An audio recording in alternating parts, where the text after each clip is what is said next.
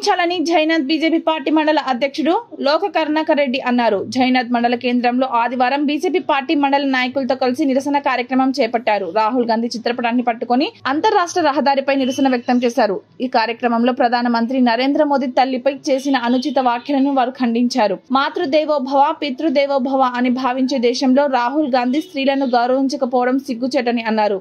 ఈ కార్యక్రమంలో జైనత్ బీజేపీ మండల నాయకులు పాల్గొన్నారు. వ్యక్తి ఈ రోజు ఒక మహిళని అగౌరవపరిచిండు. అలాగే మన దేశ ప్రధాని తల్లిని, అంటే దేశ ప్రధాని తల్లి అయినప్పటికీ అందరికీ మనకి తల్లి లాంటిది, అటువంటి వ్యాఖ్యలు చేసిన వ్యక్తి ఈ రోజు బేషరతుగా బీజేపీ పార్టీకి ఇలా మహిళా లోకానికి తప్పు క్షమాపణ చెప్పవలసిన అవసరం ఉంది.